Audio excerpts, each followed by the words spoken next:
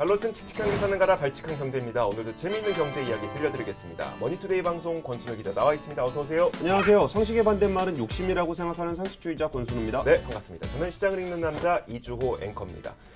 자, 오늘 타사 기자분을 모셨더라고요. 예, 제가 인정하는, 제가 인정하는 게 무슨 의미가 있는지 모르겠지만 네. 대한민국 최고의 회계 전문 기자, 오, 중앙일보의 김도영 기자 모셨습니다. 반갑습니다. 어서 오세요. 안녕하세요. 네, 반갑습니다. 네, 김도현입니다.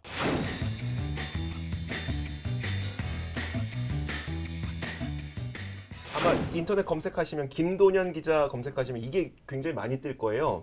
김도년의 숫자로 읽는 경제라고 해서 칼럼을 뭐 매달 한 번씩 혹은 뭐 2주에 한 번씩 이렇게 쓰시는 걸로 저도 봐왔는데 제목도 되게 재밌습니다. 이 얘기를 네. 오늘 한번 해보면 재밌을 것 같아 갖고 예. 명절마다 이런 사람 꼭 있다. 주식하다 망한 삼촌들의 공통점. 네. 사실 저 굉장히 부끄러운 게 이거 읽고 나서 이 삼촌 난데? 막 이런 생각도 했거든요. 그 망한 삼촌들은 예. 좀 어떤 공통점을 갖고 있던가요? 일단 공통점이라면 뭐 주식마다 저 추석마다 꼭 이런 분들이 있다는 게 있고, 모든 집안에 있다는 게 예, 모든 집에 공통점이죠. 있어요. 네. 그리고 자기일 수도 있고 아마 뜨끔하신 분들도 많을 것 같은데 예. 일단 저 공통점은 그 재무제표를 안 봐요. 예, 우리가 뭐 전세 계약을 할 때도 우리 저 등기부 등본을 보잖아요. 예, 예. 그래서 네. 뭐 근저당이 얼마나 잡혀 있는지 이런 네네. 거 이 일종의 다 이게 회계 장부인 건데. 예. 근데 이런 걸 보고 계약을 하면서 이제 주식 투자할 때는 전혀 안 보고 네네. 예, 그 수백만 원의 투자를 하면서도 네. 예, 그렇게 한다는 이제 공통점이 있습니다. 그게 재무제표만 보는 게 아니고 그 회사가 뭐 하는 회사인지도 모르고 사시는 경우도 많은 것 같아요. 야, 좋대 그러면 그냥 사는 경우가. 그래요? 그래서 그런 분들 보면 참 저런 용기가 어디서 나오나. 네네. 근데 그런 식의 투자를 하면 나쁜 점이 뭐냐면은 그 좋은 정보를 가지고 한두 번은 벌 수 있어요. 네네. 그러다가 딱 그 진짜 뭐 100만 원씩 모아갖고 1000만 원까지 10배를 늘렸다. 네. 1000만 원 딱 투자해가지고 재무제표에서 빵꾸난 거 딱 했었을 때 상장 폐지. 이러면 한 10년 번 거 다 날리고 이런 경우들이 좀 많이 발생을 한다는 거죠. 그러니까 재무제표에서 네, 다 보는 것까지는 무리라고 하더라도 이건 좀 꼭 봐라. 이런 거 있으면 네. 몇 가지 포인트만 좀 잡아주세요. 그렇죠. 크게 재무제표는 네 가지가 있어요.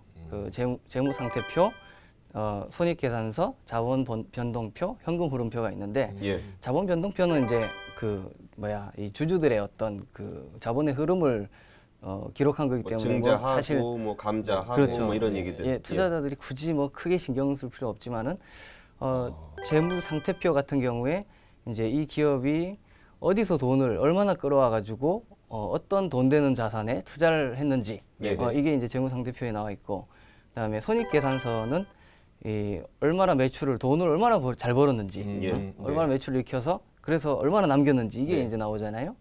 근데 재무제표를 아예 많은 사람이 안 보지만 굳이 보는 사람도 여기까지만 그렇죠. 본단 말이죠. 예, 예. 근데 어려워도 거기까지는 그래도 조금씩은 봐요. 네. 맞습니다. 그리고 뭐 얼마 벌었는지는 궁금하니까. 그러니까, 네. 네. 그렇죠. 예. 그리고 뭐 영업이익이 얼마냐, 뭐 이렇게 네. 잘 나오면은 아이고 이 기업이 돈 잘 버네 하면서 이제 투자를 좋아하죠. 할 수 예. 있는 게 네네. 있는데, 근데 한 가지만 더 보실 부분이 그 현금 흐름표 부분입니다. 그게 이제 재무상태표나 이제 손익계산서 같으면은 이제 회계학에서는 이 발생주의냐 현금주의냐 뭐 이런 얘기를 거기까지는 안 가도 됩니다. 네, 거기까지는 안 가도 되고요.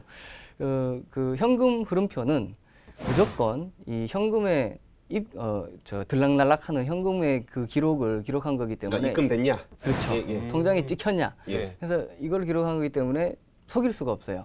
분식을 할 수가 없어요. 약간 마사지를 뭐 합법적인 분식이라도 불가능해요. 그렇기 때문에 이제 현금 흐름표는 이제 반드시 봐야 된다. 이게 왜 그러냐면은 네. 그러니까 매출을 일으키면 예를 들어서 100만 원짜리 물건을 팔았다. 네. 그러면 100만 원짜리 풀었다고 매출은 잡히잖아요. 네. 그럼 100만 원짜리 물건을 팔았다. 네. 라는 얘기는 우리는 그냥 상식적으로 생각할 때 그럼 100만 원이 들어와야 100만 되죠. 원이 들어왔다고 생각을 네. 하잖아요. 들어왔다고 생각하죠. 근데 그걸로는 알 수 없다는 거예요. 그러니까 내 물건을 팔았으면 매출이 잡히는데 네. 그렇죠. 이게 돈이 들어왔는지는 거기 안 나온다는 거지. 여기가 이해가 안 돼요. 이것 좀 아, 설명을 해주세요. 그러니까 제가 팔았어요. 팔면 전 돈을 받죠. 네네. 그럼 제 통장에 찍혀요. 네. 근데 왜 이게 안 찍힌다는 얘기예요? 근데 그게 이제 일반적인 제조업체들은 이제 그런 방식으로 매출액을 인식하기도 하는데 네. 예. 이제 건설회사나 조선회사나 이런 수주 기업들도 있고 기업의 매출 인식 방식이 상당히 다양합니다. 예, 예. 그래서 이 건설회사 같은 경우에 예를 들면은 이 빌딩 하나 짓는데 한 100억 원짜리 공사다 예. 하면은 한 공사 내가 봤을 때는 진행률이 한 50% 정도 진행됐는데 하면은 발주처에서 돈을 쏘지 않아도 예. 돈이 들어오지도 않았는데 100억짜리 공사에 50% 정도 했으니까 매출액 50억이다 이렇게 예, 잡습니다. 아 그럼 진짜 들어온 돈은 없는 거네요. 없죠. 그렇죠. 예. 오. 그렇죠. 그래서 이제 꼭 매출액은 막 늘어나는 것 같지만 현금이 잘 안 들어오고 있지 않느냐 이 네네. 부분을 꼭 보시면서 이제 기업을 근데 이렇게 보시는 게 90%까지 좋겠다. 되는데 돈이 한 푼도 안 들어와. 그건 이상한 거 그러면 아니에요? 이제 발주처에만 문제가 생기거나 네네. 그러니까 디폴트가 그렇죠, 돼버릴 그렇죠. 수도 있잖아요. 네네. 발주처가. 예, 예. 그러면 그동안 매출 잡아놨던 거 뭐 이게 다 없어지는 거거든요. 아 네. 그리고 예전에 좀 이렇게 우리나라에서 굉장히 뭐 1조 넘는 그 사기 사건이었던 모뉴엘 사건 같은 경우에도 네네. 이렇게 깡통을 만들어 가지고 해외에다가 팔았다 그랬잖아요. 네네. 그래서 매출은 계속 늘어났고 판 거에서 비용 빼고 나면 이익이 잡히잖아요. 네. 여기까지 나와 있는데 다 돌아보면 몇 년 동안 현금 들어온 게 없어. 그렇죠. 그래갖고 현금 흐름표가 굉장히 그때 큰 이슈가 됐었어요. 아 알겠어요. 현금 흐름표가 중요하다는 건 아는데 그럼 저희가 딱 이제 그 기업 공시 다트에 갔어요. 네네. 예, 사업 보고서를 봐요. 예. 분기 보고서 뭐 이런 거 봐요. 네. 현금 흐름표 딱 표 봤어요. 아 돈 들어왔구나 안 들어왔구나 알 수 있어요 우리가. 네. 알 수 있느냐? 아, 딱 보고. 아. 그 저 지금 아무것도 몰라요. 자 이제 딱 봤어요. 네네. 현금 흐름표. 글자는 보여요. 근데 이게 현금이 들어온 거 이게 뭐야? 이게 이렇게 될 거란 말이죠. 그렇죠. 이제 현금 흐름표도 그래서 어떻게 봐야 항목들이 이제 여러 가지가 있어요. 막 복잡하게 있는데 크게 세 가지로 보시면 돼요. 거기 영업활동 현금 흐름, 투자활동 현금 흐름, 재무활동 현금 흐름이라고 이제 세 네네. 가지가 있는데 어렵게 생각할 필요가 없어요. 앞에 이제 그 단어가 이걸 설명해 주는 거예요. 영업활동은 많이 팔면은 판 게 이제 팔아서 번 돈이 들어오면은 영업활동 현금 흐름이 플러스고. 네네. 근데 이제 그 돈이 안 들어왔다. 손실이 생겼다 하면 이게 마이너스가 된 거고. 네네. 그다음에 이 투자활동 현금 흐름은 내가 뭐 공장을 짓는다거나 뭐 기계 설비를 산다거나 해가지고 투자를 해서 돈이 나갔다. 그럼 네네. 마이너스고. 근데 공장을 팔았다. 기계 설비를 팔았다 하면 플러스예요. 예, 네. 예. 그리고 이제 재무활동 현금 흐름은 대출을 받아서 돈이 들어왔다. 혹은 뭐 유상증자를 해가지고 돈이 들어왔다. 들어왔네. 하면 네, 돈이 네. 들어오면 플러스고 대출을 갚았다. 그래서 그럼 돈이 나간 거잖아요. 그럼 마이너스예요. 증자 사기 많이 나요. 뭐예요? 코스닥 회사에서 대주주가 우리 회사에 돈이 없으니 내가 삼자 배정 유상증자로 해서 제 회사에 자본 확충을 하겠습니다. 네네. 공시해가지고 유상증자해가지고 어차피 그 사람만 돈 넣으면 되는 거잖아요. 네네. 그래서 유상증자가 제대로 됐다 그래갖고 부채 비율도 개선되고 하는 경우가 있어요. 네. 근데 이 사람이 진짜 돈을 안 넣었을 수도 있지. 그건 현금 흐름표 보면 나와요? 현금 흐름표에 그렇죠. 나오지. 맞습니다. 예, 예. 그걸 보면 맞아요. 나오겠네요. 예. 아, 그리고 그러니까 또 하나가 통장이네, 통장. 거래 내역. 저런 것도 있어요. 대주주가 네. 돈을 땡겨가지고 그게 사채업자한테 네. 한 일주일만 빌려줘. 네. 그 일주일 딱 빌려서 돈 집어넣으면은 현금 흐름표에 일단은 그게 성립이 되잖아요. 네네. 그리고 이 돈을 바로 빼가. 네. 그러면은 현금 흐름표에는 그게 딱 잡힐 때 그 돈이 안 들어온 걸로 잡혀 있겠죠. 들어왔다 나갔으니까. 네네. 그러니까 통장에 안 찍. 그 회계사가 물어볼 거 아니에요. 그 통장 갖고 와봐요. 할 거 아니에요. 네네. 근데 매출은 그럼 매출 전표 막 갖다 주고 막 하는데 네. 통장 갖고 와봐요. 그러면 그거 없습니다. 뭐 이렇게 되는 거지. 아. 그러니까 분식 회계를 하기 제일 어려운 항목 중에 하나가 현금 흐름표인 것 같더라고요. 그러니까 좀 간단하게 보면은 네. 영업 활동 현금 흐름표는 좀 간단한 것 같아요. 돈 네. 들어 내가 팔아서 돈 받았으면 플러스, 팔았는데 돈을 못 받았으면 마이너스 이렇게 나오는 거고.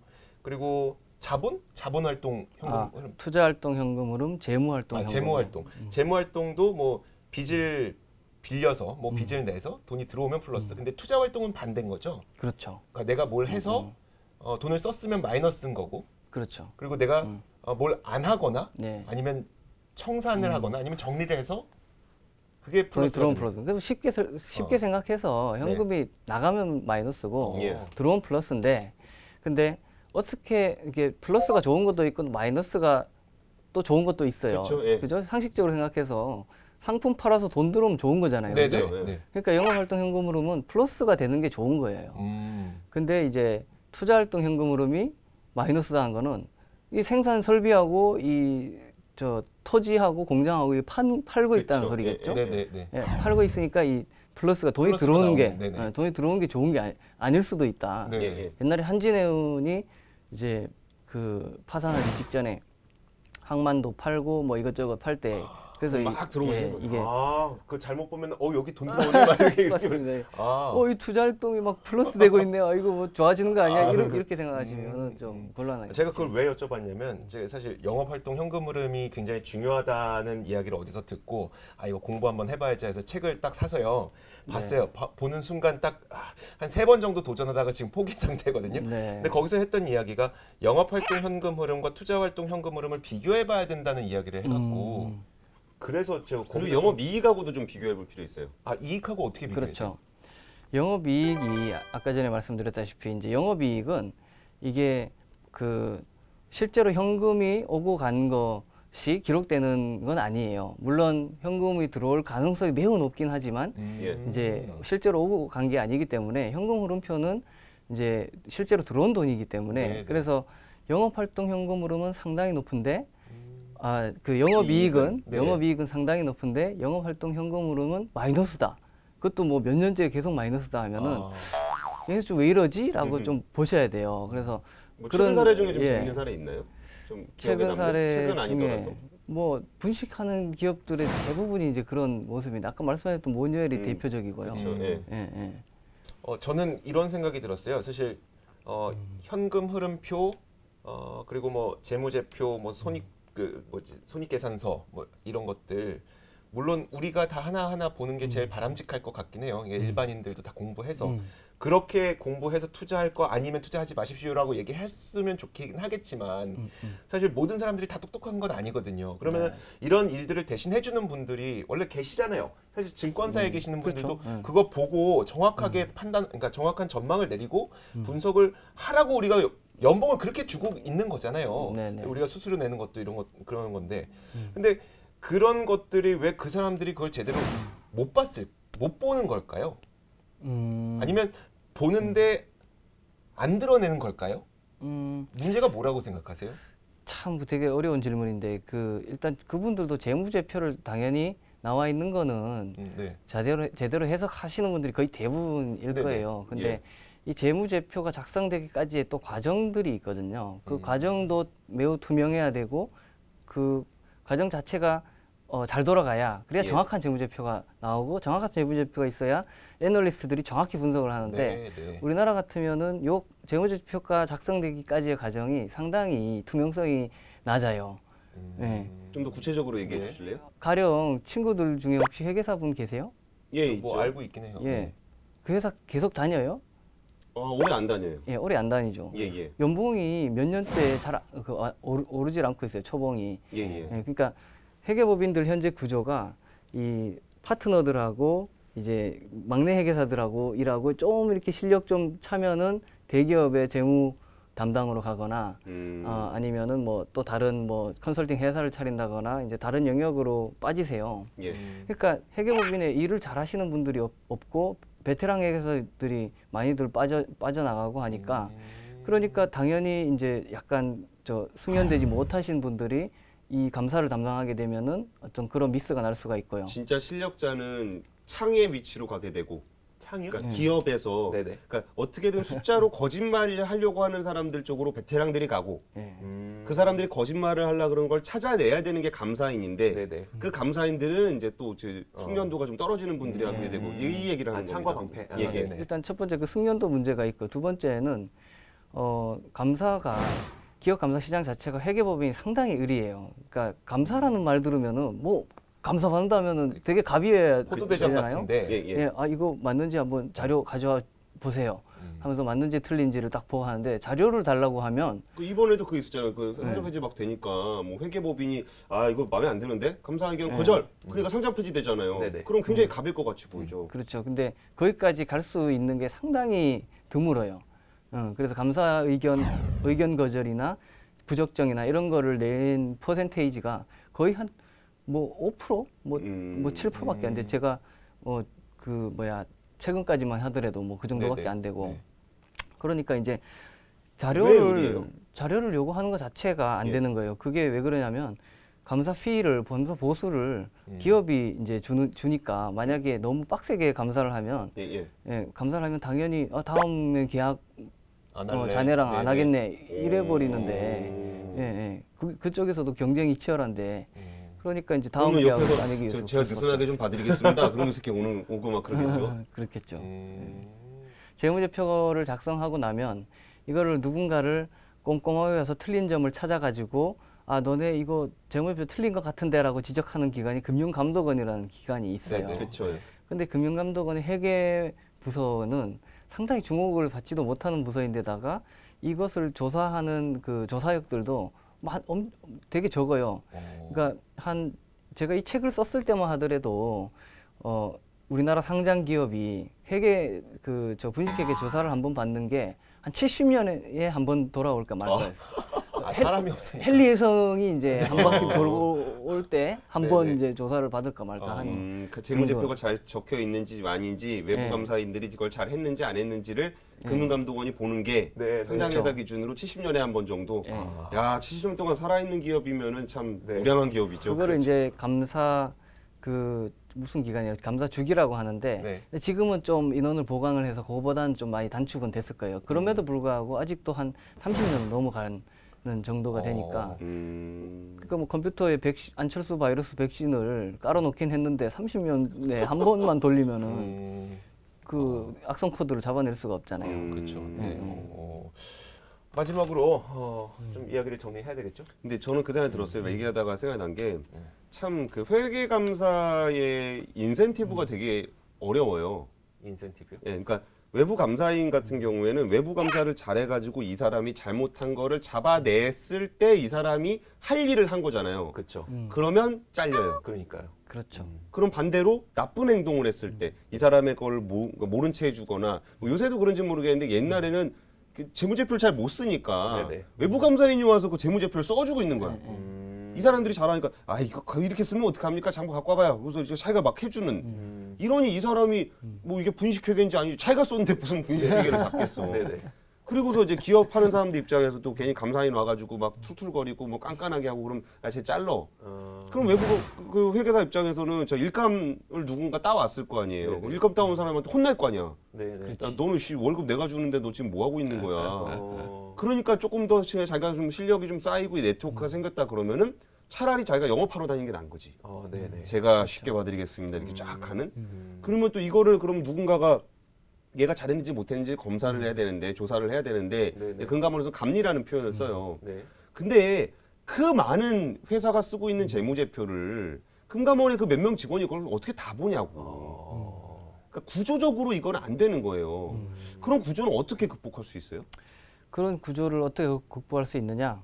뭐 여러 가지 방안을 또 이 책에다가 좀 쓰긴 했는데 네네. 일단 첫 번째로 그러니까 그냥 봐도 답답하지 않아요? 그러네요. 누가 봐도 분식회계를 잡을 수가 없는 구조예요. 그러네요. 인센티브로만 네네. 보면. 저는 일단 회계사들이 노동조합을 만들었으면 좋겠어요. 그러니까 회계 감사 보수를 올려야 돼요. 올리려면은 이제 회계법인들이 일감 따낼 때, 야, 이 정도 감사 보수로는 우리 애들 월급도 못 준다. 이 얘기가 나올 정도로 이 전문가 집단이 너무 낮은 보수를 받고 있는 이 측면이 하나가 있고요. 그다음에 두 번째로 이 가불 관계를 이제 바꾸기 위한 여러 가지 시도들이 많이 있었는데 이제 뭐 지정 감사제를 뭐 강화한다든가 뭐 이런 조치들이 있었죠. 아, 예. 깐깐하게 하면 너 바꿀래를 못하게. 못하게 예. 뭐 그런 이제 여러 가지 수단들이 있는데 그것도 일리가 있는 수단이라고 생각을 해요. 그리고 마지막으로 이제 금감원의 어떤 그 조사를 또 강화하기 위해서 저는 뭐 이 회계 감독 기관을 따로 뭐 미국처럼 뭐 PCAOB처럼 뭐 이렇게 따로 이렇게 두는 것도 나쁘지 않을 것 같아요. 회계 전문적으로 하는 기관인가 예, 봐요. 요거는 약간 검찰에도 회계 조사하는 그 기구가 있고 금감원에도 이제 있지만은 두 가지가 약간 캐릭터가 살짝 겹치잖아요. 예. 겹치는데 금감원에서는 아무도 회계 파트로 잘 가려고 하지를 않아요. 왜냐하면 기업에 밑보일 수 있고 네네. 또 승진도 이제 그게 거의 마지막이고 거의 뭐 은행이나 그치. 증권하는 사람 폼 나잖아요. 그래서 부원장 승진하고 하는데 회계 쪽으로 가려고 하질 않으니까 이제 차라리 이 중요한 파트니까 이 부분을 떼가지고 같이 하나의 기관으로 만드는 것도 괜찮지 않을까라는 생각.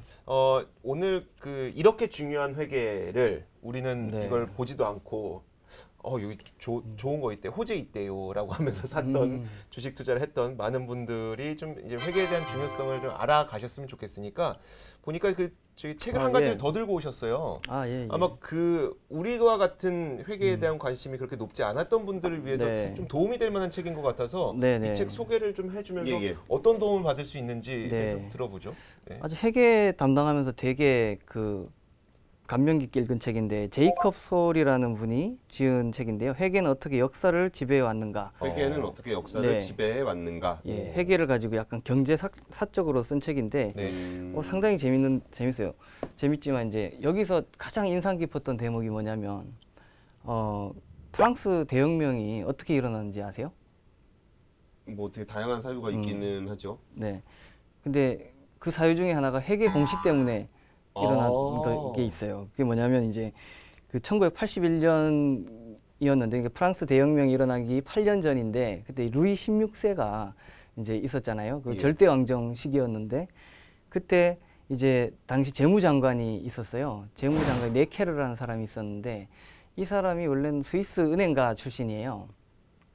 근데 이제 워낙에 이제 궁정에서 암투가 심하고 해가지고 너 뭐 재산을 뭐 제대로 관리를 못하는 거 아니냐 막 이런 루머에 막 휩싸여가지고 아니야 나 재산 이렇게 잘 관리하고 있어 하면서 대중들한테 절대 왕정의 재무제표를 공개를 한 거예요. 공개를 했는데 이게 이제 흑자였어요. 흑자였는데 그러면은 자, 거 봐라. 난 흑자로 관리하지 않았느냐 했는데 세부 항목을 보니 전쟁하는데 쓴 게 6,520만 리브르, 베르사유 궁전 짓는데 쓴 게 2,570 리브르. 네. 그런데 무주택 빈민층한테 네. 쓴 복지에는 90만 리브르. 아직 정말 코딱지만한 것만 네. 이제 그 네. 레미제라블의 그 음.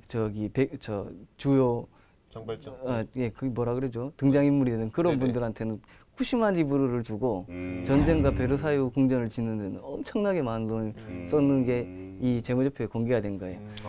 그러니까 이게 참 우리 국민들도 이 회계 장부를 어떻게 보는지를 알게 된다면은 국가 재무제표도 볼 줄 알고 있겠네요. 하면요. 네. 뭐 기업뿐만 아니라 뭐 사립학교 다니면 등록금으로 왜 주식 투자하냐 이거 막 학생처에 막 따질 게 아니라요. 재무제표 보면 다 나와요.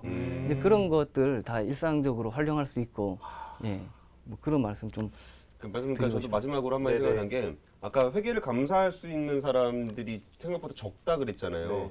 근데 그거는 회계 감사를 하는 사람이 적은 거지 회계 장부를 볼 수 있는 사람이 적은 건 아니에요. 그러니까 많은 사람들이 회계 장부를 볼수록 회계사도 분식 회계를 도와줄 수 없게 되고 감독 당국도 더 열심히 봐야 돼요. 왜냐하면은 일반인들이 봤는데 야 이거 분식 그거 잘못된 것 같은데 감독 당국 뭐 했어요? 네네. 그럼 자기네들이 다친단 말이야. 그럼 이게 은행도 대출해줄 때 회계 장부를 열심히 봐야 되고 뭐 주식 투자를 하시는 분들도 열심히 보면서 주주로서 아니 왜 지금 장부가 이게 뭡니까? 라고 이렇게 항의하는 사람들의 시선이 많아질수록 회계 투명성은 더 강화될 것 같다는 생각이 좀 드네요. 그렇죠. 알겠습니다. 말씀하셨던 것처럼 진짜 최대한 많은 분들이 회계장부를 볼 수 있는 날이 와야 될 것 같다는 생각이 드네요. 회계장부만 보면은 사실 이 회계장부 내가 회계장부 볼 줄 안다 하면은 국가장부도 볼 수 있는 거고 기업장부도 볼 수 있는 거고 우리 엄마 가게 장부도 볼 수 있는 거 다 볼 수 있는 거잖아요. 그럼요. 엄마가 명품 가방을 사고 나에게 용돈을 조금 줬다. 그러니까 혁명이다 이렇게 하는 것이지. 자, 오늘 그 회계가 얼마나 중요한 것인지 우리가 회계 장부를 보게 되면 우리는 무슨 세상을 볼 수 있는 것인지까지 한번 이야기를 들어봤습니다.